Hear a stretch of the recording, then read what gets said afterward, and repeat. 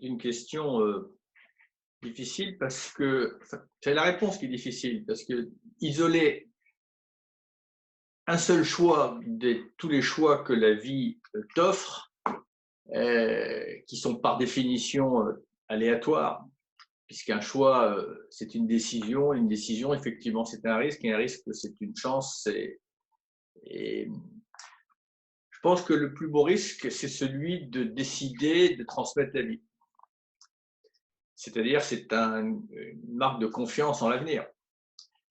Et c'est probablement intimement, biologiquement, génétiquement, notre raison d'être.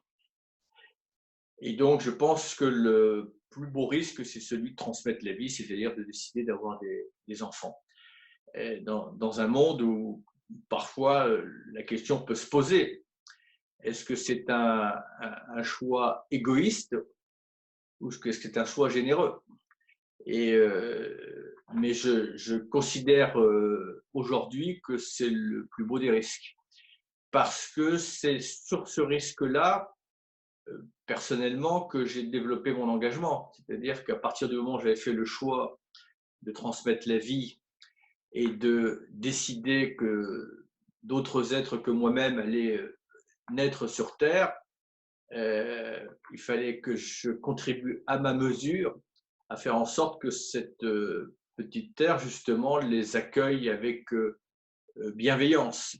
Et donc, quand je dis que je me bats pour les générations futures comme d'autres l'ont fait avant moi, je me bats y compris pour mes propres enfants parce que je ne veux pas les précipiter dans un monde chaotique et que dès lors que c'est moi et mon épouse qui ont décidé de leur venue, il ne faut pas simplement que ça soit pour satisfaire un cadre familial. C'est aussi une responsabilité qui nous engage, mais c'est un risque qu'il faut comment dire, prendre en compte et tout faire pour que ce risque soit une chance et non pas un danger.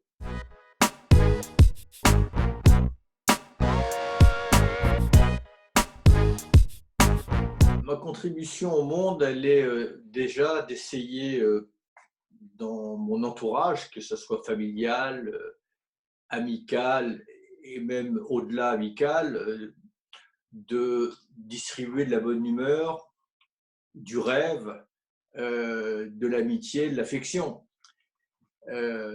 au quotidien. Moi, j'essaie de faire en sorte qu'au-delà des drames, des épreuves, des souffrances, des incertitudes, il y ait toujours au quotidien de la place pour le rire, pour la bonne humeur, pour l'échange, pour la connaissance.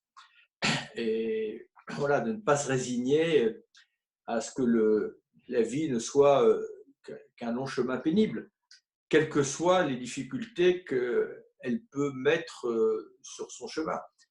Ma deuxième contribution au monde, ben, elle s'est faite au fur et à mesure de ma propre émancipation, évolution, prise de conscience. C'est de contribuer à ne pas sacrifier l'avenir au présent. C'est voilà, de préserver des conditions d'existence favorables pour toutes celles et ceux qui nous succéderont. C'est ma contribution et c'est celle de nombreux hommes et femmes avant moi, avec moi et après moi. Mais c'est ce qui a donné du sens à mon existence.